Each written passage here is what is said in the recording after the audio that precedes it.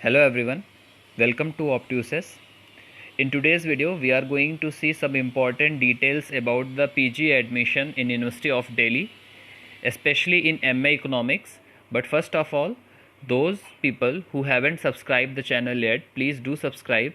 Or those who are seeing the video first time, kindly subscribe our channel for our motivation so that we bring you more updates and you don't miss any update. So kindly do subscribe the channel. जो लोग भी channel पर नए हैं या पहली बार channel को देख रहे हैं और जिन्होंने भी सब्सक्राइब नहीं किया है, हमारी हम्बल रिक्वेस्ट है, please do subscribe the channel. और उसके बाद हम लोग वीडियो को शुरू करते हैं। So all of you know that University of Delhi is participating in CUET PG for the first time. अभी तक CUET के थ्रू दिल्ली यूनिवर्सिटी में एडमिशन नहीं होता था, इनका अपना अलग से एग्ज़ाम होता था। तो पहली बार ये ऐसा हुआ है कि इन्हें CUET में इंक्लूड किया गया है। तो there are certain rules, certain terms जो आपको जानने हैं। कुछ रूल्स हैं, कुछ टर्म्स हैं जो आपको इम्पॉर्टेंट है जानने के लिए। साथ ही what are the seat matrix, क्या क्या सीट मैट्रिक्स हैं in MA economics specially. So ये सारी इन्फॉर्मेशन आज के इस वीडियो में हम आपको देने वाले हैं। तो चलिए शुरू करते हैं। आई होप आप सभी लोग सब्सक्राइब कर चुके होंगे चैनल को। तो चलिए देखते हैं। सबसे पहले कुछ इम्पोर्टेंट इन्फॉर्मेशन देखते हैं। हमारे सामने इन्फॉर्मेशन ब्रोशर है यूनिवर्सिटी ऑफ दिल्ली का। सो ऑल द रूल्स जो भी मैं बताऊंगा वो इसी ब्रोशर से होगा, यानी ऑफिशियल होगा। So let's start. So first of all, we all have to focus on important points given in this brochure. So I will go one by one to all the points. अगर हम पहले point को देखें तो it says admission to all PG programs at the University of Delhi and non-collegiate women education board यानी NCWEB will be based on the scores obtained in CUET exam 2023। मतलब सीधी सी बात है, आसान से शब्दों में अगर बोलें तो दिल्ली यूनिवर्सिटी में जो एडमिशन है वो CUET के स्कोर के बेसिस पर होगा। सो देयर इज़ कन्फ्यूज़न, यहाँ पे थोड़ी सी कन्फ्यूज़न है that whether they will take part B और they will take part A and part B both. कि जो एग्ज़ाम जो CUET में हमारा स्कोर होगा वो केवल पार्ट बी कंसीडर करेंगे एज JNU, जैसे JNU कंसीडर करता है, या फिर दोनों मिला के पार्ट ए और पार्ट बी कंसीडर करेंगे। So we will discuss about it.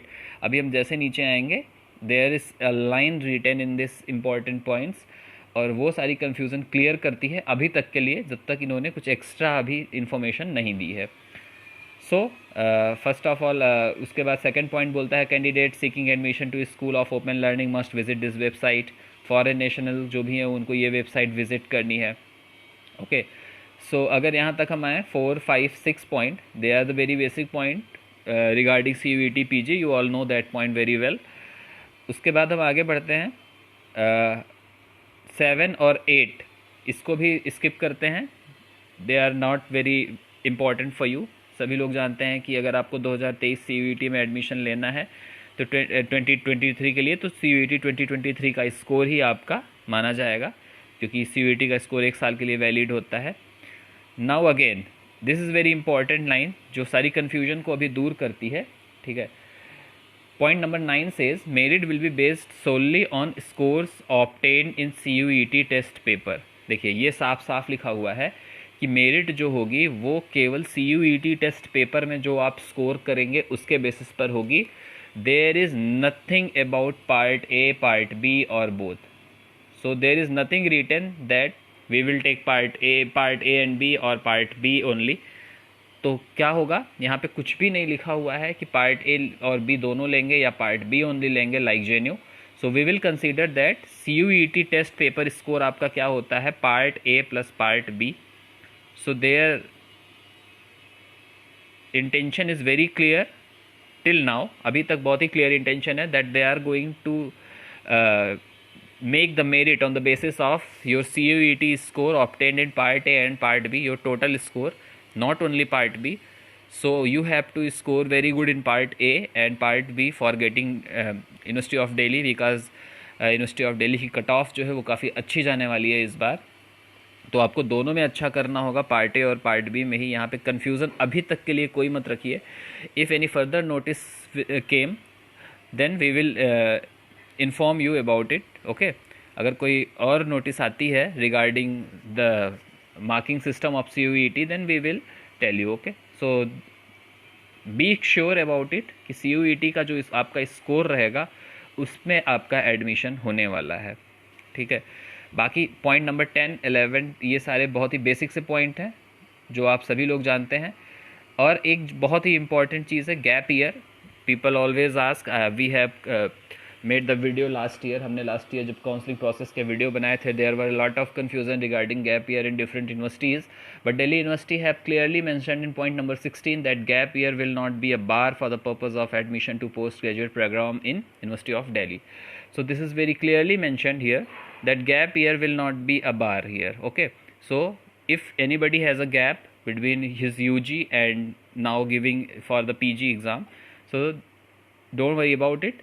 Gap year आपका कोई रोल प्ले नहीं करता है, यहाँ पर कोई दिक्कत नहीं है अगर आपका कोई गैप है तो. ओके, सो ये बहुत ही अच्छी बात है कि गैप ईयर आपका यहाँ पर कोई भी रोल प्ले नहीं करता है. तो ये कुछ इंपॉर्टेंट पहले तो इन्फॉर्मेशन थी. दूसरी चीज़ ये है, there are 2 type of students in University of Delhi. ठीक है, type 1 and type 2. Type 1 is all the general students. General means category नहीं, जनरल सारे वो स्टूडेंट जो फॉर्म भरे हैं. And type 2 students are, type 2 candidates are those who have done their bachelor from University of Delhi. जो University of Delhi से already पढ़े हुए हैं उन्हें टाइप 2 में रखते हैं, और टाइप 1 होता है बाकी सभी स्टूडेंट्स के लिए. ठीक है, तो ये जानेंगे. नाउ आपने इम्पॉर्टेंट चीज़ देख लिया. इम्पॉर्टेंट चीज़ आपसे यही डिस्कस करनी थी. 2 इम्पॉर्टेंट चीज़ थी. पहली चीज़ ये था कि आपका जो गैप ईयर है क्या वो कोई रोल प्ले करेगा या नहीं, और दूसरी इंपॉर्टेंट चीज़ थी कि दिल्ली यूनिवर्सिटी में जो भी मार्क बनेंगे, जो भी मेरिट बनेगी, वो किस पे बेसिस पे बनेगी, पार्ट बी के बेसिस पे बनेगी या फिर पार्ट ए और बी दोनों कंसीडर किए जाएंगे. अभी तक ये इस स्थिति में है हम कि ये हम बोल सकते हैं कि पार्ट ए और बी दोनों कंसीडर किए जाने हैं, क्योंकि यहाँ पर कोई भी स्पेसिफिक चीज़ें ऐसी मेंशन नहीं की गई हैं कि पार्ट बी ओनली भी कंसीडर किया जाएगा या कुछ भी. ठीक है, तो दोनों ही कंसीडर किए जाएंगे. So now we are going to see some seat matrix and some data regarding CUET MA economics. Okay, we are going to see about MA economics. So for MA economics there is certain specific eligibility you all need. So first of all we will for admission to MA economics the candidate must fulfill the program specific eligibility, and program specific eligibility we will discuss a bit later, and appear in this respective CUET paper referred to this website and syllabus of CUET paper. So very clearly this says that आपको CUET में appear होना है and you should have a specific eligibilities. So what are the specific eligibilities? There are 3 type of eligibility required here. First eligibility is you should have a bachelor degree from a recognised university. आपके पास एक bachelor की degree होनी चाहिए, and mathematics at 10+2 level और at least 1 course in mathematics at bachelors level. So what does it mean? It means you should have a bachelors degree first of all, and you should have mathematics in your class 12th, 11th, 12th, or you should have at least 1 course in mathematics when you are doing your graduation. ठीक है, तो आपको ये चीज़ clear होना चाहिए कि आपकी bachelor की डिग्री होनी चाहिए, और मैथमेटिक्स या तो आपके 11th 12th में हो. अगर 11th 12th में नहीं थी तो एटलीस्ट 1 कोर्स आपने पढ़ा हो जब आप बैचलर कर रहे थे. This is the first eligibility. There is a second eligibility too. This says that you have a masters degree from a recognised university. आप कोई मास्टर की डिग्री किए हो किसी रिकॉग्नाइज्ड यूनिवर्सिटी से, एंड मैथमेटिक्स एट 10+2 लेवल और at least 1 course in mathematics at bachelor level. Same here that you should have a mathematics in your 11th or 12th, and if you haven't studied mathematics in 10+2 level then you must have 1 course in mathematics at bachelor level. आपके पास bachelor में एक course जरूर होना चाहिए.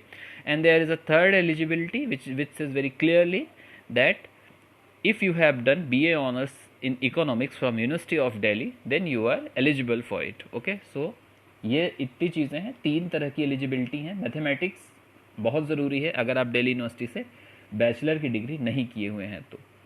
सो let's see what are the seat available in Delhi University of Delhi. Department of economics में category 1 और category 2 2 तरह के स्टूडेंट मैंने पहले ही डिस्कस किए हैं. सो आप अगर देखोगे तो अनरिजर्व कैटेगरी के लिए 59 सीट है, एससी के लिए 21 है, एसटी के लिए 11, OBC 39, EWS 15. So this is category 1 student and you all know what are the category 1 student. So they are all the student from who have filled the form of University Delhi for University of Delhi, and they don't belong to University of Delhi. They haven't done their graduation from University of Delhi. तो ये सारे वो student हैं जो University of Delhi से अपनी graduation नहीं किए हुए हैं और कहीं और से किए हुए हैं, बट अपनी पीजी यहाँ से करना चाह रहे हैं. तो इन सारे बच्चों, इन सारे कैंडिडेट्स के लिए अगर हम बोलें तो देयर इज़ 145 सीट्स. ठीक है, तो 145 सीट ये टोटल हैं, जिसमें जनरल की कितनी है 59 सीट्स हैं, अनरिजर्व कैटेगरी की एससी 21, एसटी 11, ओबीसी 39 और ईडब्ल्यूएस 15. वहीं कैटेगरी 2 यानी those student who have done their graduation from Delhi university, they have 59 seats in unreserved category, 22 in SC, 11 in ST, OBC 39 and 14 in EWS. That means ये भी 145 seat यहाँ पर हैं. तो this is the seat matrix, और आपको ये clear होगा कि कितनी सीट है एंड क्या एलिजिबिलिटी है और कौन सा मार्क्स कंसीडर किया जाएगा, गैप ईयर का रिस्ट्रिक्शन होगा या नहीं. This were the important information जो आप तक कन्वे करनी थी. सो आई होप ये आपको ये वीडियो बहुत इन्फॉर्मेटिव लगेगा. और if you have any additional query related to this, kindly mention in the comment section and please share this video as much as possible, जिससे सभी लोगों तक ये सारी इन्फॉर्मेशन पहुंच जाए. and please we are humbly requesting you, kindly do subscribe our channel for the latest update and for the updates regarding information regarding economics. And thank you very much.